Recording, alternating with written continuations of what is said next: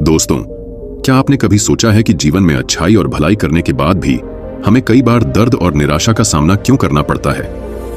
क्यों ऐसा लगता है कि हमारी मेहनत और ईमानदारी का कोई मूल्य नहीं?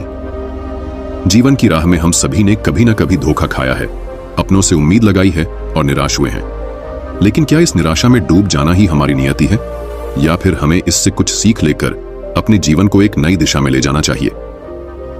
आज मैं आपको एक ऐसी प्रेरणादायक कहानी सुनाने जा रहा हूं जो न सिर्फ आपके दिल को छू लेगी, बल्कि आपको यह भी सिखाएगी कि भलाई और कर्म के असली मायने क्या हैं। यह कहानी है एक ऐसे व्यक्ति की है जिसने जीवन की हर कठिनाई को सहन किया, दूसरों की मदद की और अंत में एक ऐसी सच्चाई सीखी जिसने उसके जीवन को पूरी तरह बदल दिया। तो दोस्तों, अगर आप अपने जीवन में संघर्षों से जूझ रहे हैं, अगर आप यह समझना चाहते हैं कि भलाई और कर्म का सही अर्थ क्या है, तो यह कहानी आपके लिए है। इसे अंत तक सुने, क्योंकि हो सकता है कि यह कहानी आपके जीवन में भी एक नई रोशनी ला दे। एक बहुत ही सुंदर और छोटा सा गांव था। उस गांव में राजेश नाम का एक युवक रहता था। उसका भरा पूरा परिवार था। उसके 2 बच्चे थे, उसकी पत्नी थी, लेकिन उसके माता पिता इस दुनिया से चल बसे थे, इसीलिए पूरे परिवार की जिम्मेदारी उसी के कंधों पर थी। बच्चे अपनी पढ़ाई करते थे और उसकी पत्नी अपने घर गृहस्थी के कामों के साथ गाय, भैंस, बकरी इत्यादि का दूध बेचकर अपना घर चलाती थी।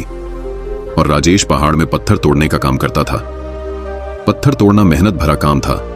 पूरे दिन काम करता तो रात को थक कर घर पर वापस लौटता। लेकिन इतनी मेहनत करने के बाद भी अगर राजेश को गांव का कोई भी आदमी मदद के लिए बुलाता तो राजेश कभी भी मना नहीं करता था। उसके जीवन का एक ही सिद्धांत था, अगर मैं दूसरों की मदद करूंगा तो परमात्मा मेरा साथ देंगे, परमात्मा मेरे साथ कुछ बुरा नहीं होने देंगे। राजेश अपने इस सिद्धांत का पालन बहुत ही कड़ाई के साथ करता था।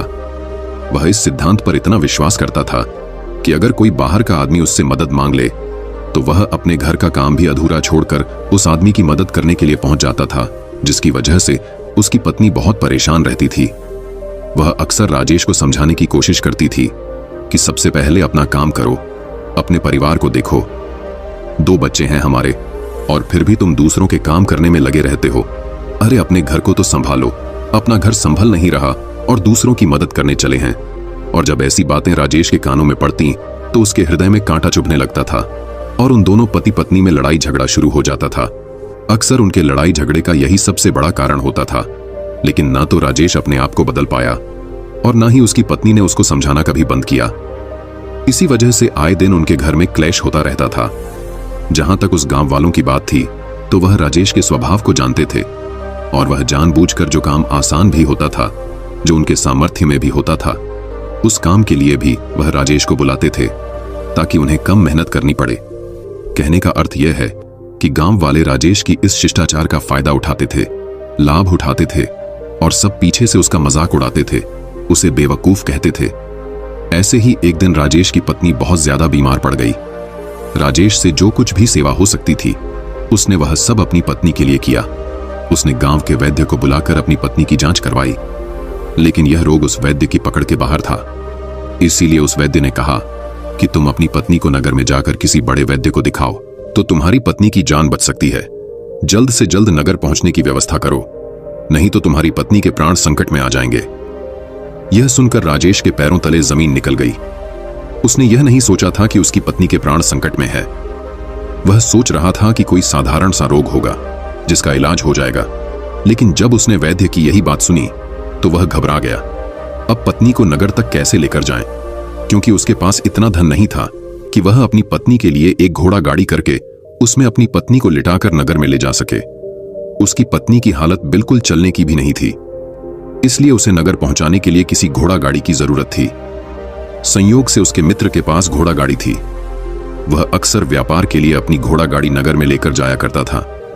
इसीलिए राजेश के मन में विचार आया कि मैं अपने मित्र पड़ोसी से घोड़ा गाड़ी ले सकता हूं। मैंने अपने पड़ोसी के काम को कभी नहीं टाला, तो वह मेरे काम को कभी मना ही नहीं कर सकता। और यही सोचकर वह घोड़ा गाड़ी लेने के लिए अपने पड़ोसी के पास गया। जब राजेश ने उससे घोड़ा गाड़ी के बारे में पूछा तो उसने यह कहकर उसका यह काम टाल दिया कि मेरे घोड़े बहुत ज्यादा बीमार हैं, वह शायद बच भी मुश्किल से पाएंगे। 4 दिनों से वह कुछ नहीं खा रहा है, तो ऐसे में बेचारा घोड़ा गाड़ी लेकर कहां नगर तक पहुंच पाएगा। हाँ, अगर तुम कुछ धन की व्यवस्था कर सकते हो तो मैं अपने एक मित्र की घोड़ा गाड़ी तुम्हारे लिए मंगवा सकता हूं। यह सुनकर राजेश परेशान और चिंतित हो गया, क्योंकि उसके पास धन तो था ही नहीं। इसका मतलब उसकी पत्नी बड़े नगर में वैद्य के पास इलाज के लिए पहुंच ही नहीं पाएगी। उलझन भरे हुए विचार लिए जब राजेश वापस आ रहा था तो उसने एक दिल दहला देने वाला दृश्य देखा। उसने देखा कि घोड़ा बीमार था और कुछ खा भी नहीं रहा था। वहीं घोड़े को गांव का ही एक युवक अस्तबल से खोलकर बाहर ला रहा था और गाड़ी में उसको जोत रहा था। यह देखकर पहले तो राजेश को कुछ समझ में नहीं आया। उसके बाद जब राजेश ने उस युवक से पूछा तो उसने बताया कि घोड़ा गाड़ी उसे किराए पर दी गई है। यह सुनकर राजेश का दिल टूट गया। उसने कभी सपने में भी नहीं सोचा कि उसका सबसे अच्छा मित्र ऐसा कुछ करेगा। फिर राजेश दुखी मन से घर लौट जाता है और गांव के ही एक सेठ के पास जाकर कुछ धन उधार लेकर घोड़ा गाड़ी मंगवा लेता है, जिसके बाद वह अपनी पत्नी को वैद्य के पास नगर में ले जाता है। जब उसकी पत्नी का इलाज चल रहा था तो राजेश यही सोच रहा था कि एक वह दिन था जब मैं अपने पड़ोसी के पास उसके लिए बैठा रहता था, उसकी देखरेख की थी, उसकी सेवा की थी। इतने दिनों तक मैं अपने पड़ोसी की देखरेख किया। कैसा दुर्भाग्य है जिसके लिए मैंने इतना कुछ किया। उसने एक घोड़ा गाड़ी देने से मुझे मना कर दिया, और वह भी तब जब मेरी पत्नी जिंदगी और मौत के साथ खेल रही थी। कुछ देर बाद वैद्य बाहर आकर राजीव को एक बहुत बुरी खबर देता है। वैद्य राजेश को बताते हैं कि उसकी पत्नी को एक ऐसा रोग हो चुका है और जिसका कोई भी इलाज नहीं है। उसके पास कुछ समय ही शेष बचा है। यह सुनकर राजेश दुखी होकर वहीं जमीन पर बैठ गया। उसकी पूरी दुनिया उजड़ने वाली थी और उसे कोई रास्ता नजर नहीं आ रहा था। कुछ समय बाद उसकी पत्नी चल बसी और अब दोनों बच्चों की जिम्मेदारी उसके कंधों पर आ गई थी। लेकिन यहां पर राजेश के सारे सिद्धांत टूट चुके थे। उसके सारे भ्रम खत्म हो चुके थे। अब उसके दिमाग में एक ही बात थी कि अच्छा कर्म करने से परमात्मा साथ नहीं देता, बल्कि बुरे लोग फलते फूलते हैं। और इस बात का मैं सबसे बड़ा गवाह हूं। यह विचार अक्सर उसके दिमाग में चलते रहते थे और इसी वजह से उसका मन धीरे धीरे सन्यासी हो गया।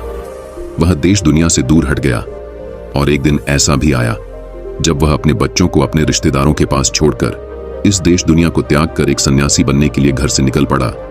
उसने गांव में किसी को कुछ नहीं बताया। किसी को नहीं पता था कि राजेश अचानक कहां गायब हो गया। सन्यासी की दीक्षा लेने के लिए वह एक महात्मा के पास पहुंचता है। महात्मा उस समय ध्यान में बैठे हुए थे। ध्यान से बाहर आने के बाद वह बड़े ध्यान से राजेश के चेहरे को देखते हैं और उससे सन्यासी बनने का कारण पूछते हैं। इस पर राजेश उन्हें अपनी पूरी आपबीती सुना देता है और कहता है, हे गुरुदेव, इस दुनिया से मुझे कुछ भी हासिल नहीं हुआ। मेरा मन इस दुनिया से विरक्त हो चुका है। जब अपने दोस्तों ने ही मेरा साथ नहीं दिया तो इस दुनिया में रहने का क्या मतलब है, और इसी वजह से मैं सन्यासी बनना चाहता हूं। यह सुनने के बाद महात्मा ने उपदेश देना शुरू किया। उन्होंने कहा, हे वत्स, याद रखना, जीवन से विरक्त होकर सन्यासी बनना तुम्हें परम सुख तक कभी नहीं पहुंचा सकता, परम आनंद तक कभी नहीं पहुंचा सकता। तुम दुनिया से अपने मन पर एक बोझ लेकर विरक्त हुए हो। तुम दुनिया से परमात्मा की खोज करने के लिए विरक्त नहीं हुए हो। इस भ्रम में कभी मत रहना। तुम संसार से विरक्त हुए हो क्योंकि संसार ने तुम्हें धोखा दिया है, ऐसा तुम्हें लगता है। इसीलिए तुम परमात्मा पर कभी विश्वास नहीं कर पाओगे और ना ही उन पर अपनी पूर्ण आस्था बना पाओगे। इसीलिए सन्यासी होने का भी तुम पूरा लाभ कभी नहीं उठा पाओगे।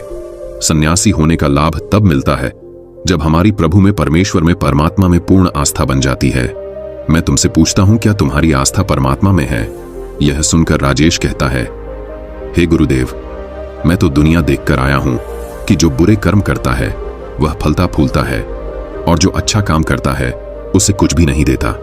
परमात्मा उसे दुख ही दुख देता है। इसीलिए मैं परमात्मा पर अपनी पूर्ण आस्था कैसे बना सकता हूं? यह सुनकर महात्मा ने कहा कि यही तो मैं तुम्हें समझाना चाहता हूं कि तुम पूरी ऊर्जा अपनी सन्यासी जीवन में लगाओ और उसके बाद भी तुम्हें फल प्राप्त ना हो तो तुम्हें कैसा लगेगा। इसीलिए किसी की भी मदद करने के लिए मैं 5 सिद्धांत तुम्हें बताता हूं। यह 5 सिद्धांत समझकर संसार में वापस लौट जाओ और संसार में गृहस्थ जीवन जियो। उसके बाद ही सन्यासी जीवन का उदय होता है। जब हम अपने गृहस्थ जीवन को पूर्ण रूप से समझ लेते हैं और अपनी जिम्मेदारियों का निर्वाह कर देते हैं। यह कहकर महात्मा ने कहना शुरू किया, हे वत्स, जब भी तुम किसी की सहायता करते हो, किसी की मदद करते हो, तो उसमें सबसे पहली बात, सबसे पहला सिद्धांत जो ध्यान में रखने का होता है वह होता है कि किसी की मदद करते वक्त, किसी की सहायता करते वक्त कभी भी उससे उम्मीद मत रखना। यह मत सोचना कि आज मैंने इसकी की सहायता कर दी, मदद कर दी, तो कल बदले में यह भी मेरी सहायता करेगा, मेरी मदद करेगा। अगर तुम ऐसा सोचोगे तो तुम्हें जीवन में दुखों का सामना करना ही पड़ेगा। क्योंकि एक नहीं तो दूसरा या दूसरा नहीं तो तीसरा, कोई ना कोई तुम्हारी उम्मीद जरूर तोड़ेगा। और वास्तविकता में वह मदद या वह सहायता नहीं होती है, वह हमारे लालच का ही एक रूप होता है। हम उसकी सहायता या मदद निर्भर तरीके से नहीं कर रहे हैं, और हमारे मन में लालच का भाव है, हमारे मन में बदले का भाव है। हम यह सोचकर मदद करते हैं कि इसकी मदद कर देता हूं तो कल यह मेरा भी मदद करेगा। और यही लालच हमें अक्सर उन लोगों की मदद करने पर विवश करता है जो किसी न किसी रूप में धनवान होते हैं, क्योंकि हमें लगता है कि कल यह आदमी धन के द्वारा ही मदद कर सकता है।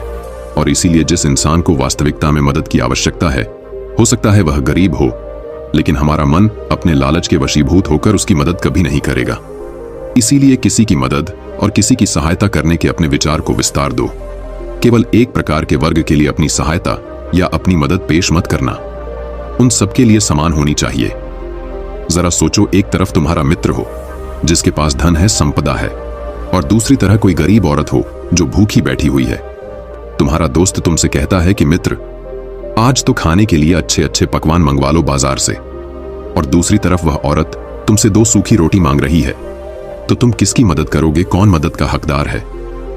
सबसे पहले हमारा कर्तव्य बनता है कि उस औरत की भूख मिटाए, लेकिन अक्सर इंसान ऐसे नहीं सोचता। वह अपने मित्र को तो खिला देगा, उसको तो बाजार से बहुत महंगी वस्तु मांगा के दे देगा, लेकिन किसी गरीब को उसकी भूख मिटाने के लिए पैसा या धन नहीं देगा। दूसरी बात जो ख्याल में रखने की है वह यह है कि सहायता करते वक्त हमारा लालच कभी भी उसके साथ नहीं जुड़ना चाहिए। अक्सर हम जब किसी की मदद करते हैं तो हमारा लालच और हमारा स्वार्थ ही उसके साथ जुड़ा होता है, और हम अपनी भविष्य की योजना तैयार करके उस आदमी की मदद करते हैं। हम यह सोचते हैं कि अगर मैं इसका यह काम करूंगा तो भविष्य में यह आदमी मेरा वह काम पूरा कर देगा। और वह सहायता, वह मदद बिल्कुल भी परमात्मा के द्वार को नहीं खटखटा, क्योंकि वह लालच है। जाहिर है आप अपने आप को धोखा देने के लिए अपने लालच को एक सहायता, एक मदद का रूप दे रहे हैं।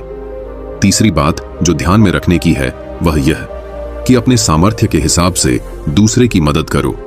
कभी भी एक गृहस्थ आदमी को किसी की इतनी सहायता नहीं करनी चाहिए जिससे कि उसका परिवार और उसके बच्चे कष्ट में जीवन बिताएं। सबसे पहला फर्ज हमारा अपना परिवार होता है, अपने परिवार को सुखी रखना, उनकी जरूरत पूरी करना, और उसके बाद दूसरों की मदद करना आता है। लेकिन कुछ लोग दूसरों की मदद पहले करते हैं और अपने परिवार को तवज्जो कम देते हैं, जिससे कि परिवार में लड़ाई झगड़े आए दिन पनपते रहते हैं, और यह सब हम समाज में देखते रहते हैं। अगली बात जो ख्याल में रखने की होती है वह यह कि अपना कर्म, अपनी जिम्मेदारियां पहले निभानी होती है। हम अपना कर्म, अपना काम छोड़कर पहले दूसरों की मदद करने के लिए चले जाते हैं, और जब दूसरा बदले में हमारी मदद नहीं करता तो हमारा दिल दुखी हो जाता है। हम सोचते हैं कि मैंने तो अपना काम छोड़कर उस आदमी की मदद की थी और वह आदमी मेरी मदद ही नहीं कर रहा है। इसीलिए अपना कर्म सर्वोपरि है, अपना कर्म सबसे ऊपर है, क्योंकि वही काम करने के लिए इस दुनिया में हमारा जन्म हुआ है। और सबसे आखिर में जो बात समझने की है वह यह कि परमात्मा की मर्जी से ही सब कुछ होता है। हमारा कर्तव्य है अपने कर्म को करते जाना। करनी धरनी तो ऊपर वाले के हाथ में है, इसीलिए जो कुछ भी होता है सब ऊपर वाले पर छोड़ दो। अगर तुम्हें कोई धोखा भी देता है तो यह समझ के चलो कि वह सब ऊपर वाले की करनी होती है। आप यह मान के चलो कि मैं करता नहीं हूं, मैं तो एक माध्यम हूं। करवाने वाला तो वो है, उसके सामने किसकी मर्जी चली है आज तक। जब यह आस्था या विश्वास हमारे मन में पनपने लगता है तो हमारी सारी शिकायतें दूर हो जाती हैं, क्योंकि इस दुनिया में जो भी होता है अच्छे के लिए होता है, जो भी हो रहा है अच्छे के लिए हो रहा है, और जो भी होगा अच्छा ही होगा। चाहे हमारी बुद्धि आज वर्तमान में इस सिद्धांत को ना समझ पाए, लेकिन जीवन में कभी ना कभी किसी ना किसी मोड़ पर आपको जरूर यह एहसास होगा कि जो हुआ था वह अच्छे के लिए ही हुआ था। इसीलिए सारी शिकायतें दूर कर दो और बस अपना कर्म करते जाओ। अपने गृहस्थ जीवन को पूर्ण रूप से जियो, और उसके बाद ही सन्यासी जीवन की नींव होती है। इसके बाद महात्मा ने राजेश को कहा, हे वत्स, वापस अपने गांव लौट जाओ, अपने बच्चों को वापस लेकर आओ, उनका अच्छे से पालन पोषण करो। यह सुनकर राजेश अपने बच्चों के साथ अपने गांव में वापस लौट आया। गांव में किसी को खबर नहीं थी कि राजेश कहां पर गया हुआ था और वह क्या ज्ञान लेकर वापस लौटा है। लेकिन अगले दिन सुबह सुबह गांव वालों ने राजेश के चेहरे पर एक अलग ही चमक, एक अलग ही आभा पाई। गौतम बुद्ध कहते हैं, अगर अकेलापन है तो उसे एक वरदान समझो, क्योंकि परमात्मा ने तुम्हें खुद में सुधार लाने का थोड़ा अधिक समय दे दिया है। दोस्तों, आशा है कि आपको वीडियो पसंद आया होगा, और नीचे कमेंट में जरूर बताइए। और भी ऐसी वीडियो देखने के लिए अभी चैनल को सब्सक्राइब करें।